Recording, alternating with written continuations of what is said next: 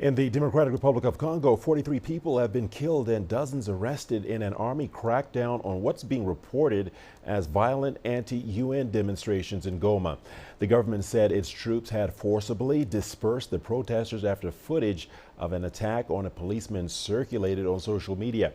Earlier, authorities said the officers were stoned to death and that 6 protesters were killed when the army intervened.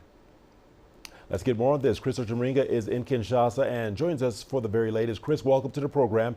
Chris, what more can you tell us about this army crackdown in the eastern Congolese city of Goma? Chris?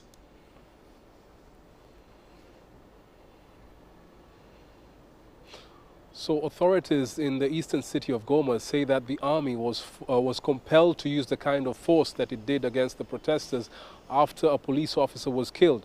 He was stoned to death in this protest. And the military governor of Goma said that this protest that was organized by a religious sect led by a man called Ephraim Bisimwa was prohibited.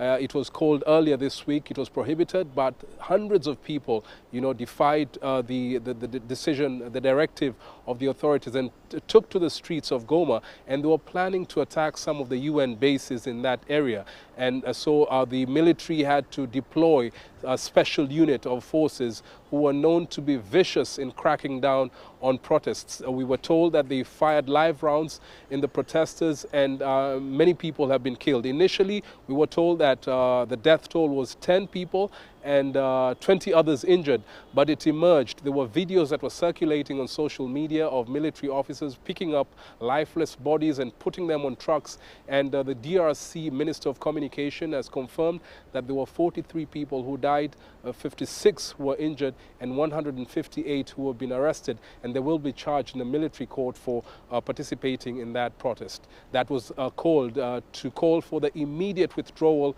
of the UN peacekeepers and the East African Community Regional Force for their perceived failure in forcing out the M23 rebels from the areas that they're occupying in North Kivu province. Richard?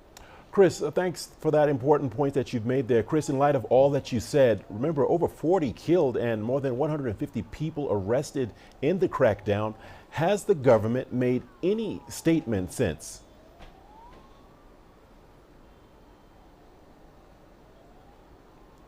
Yes, the government says that has made a statement. The Minister of Communication, Patrick Muyaya, issued a statement saying that it was unfortunate that this happened, but he was blaming it on the protesters who were acting very rowdy. They threw stones and killed a police officer, and he said that they're investigating the killings of the 43 people who were hit by the live rounds of shots. But this is something that, has a history. Last year, there was a very large anti-UN protests held in Goma and other parts of North Kivu, other cities in North Kivu province.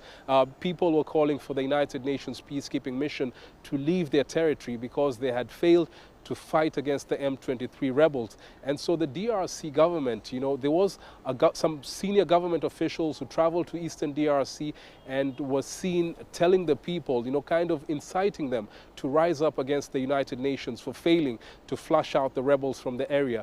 And this led to a serious protest that left 36 people dead, including 4 UN peacekeepers. The United Nations Security Council and the Secretary General condemned this attack against the peacekeepers, and they told the DRC government that any attack targeting peacekeepers may constitute war crimes under international law. And so they kind of reprimanded the DRC government not to allow this kind of thing to happen again. So the DRC authorities wanted to prevent a repeat of what happened last year. That is why they really cracked down hard on the protesters in eastern city of Goma.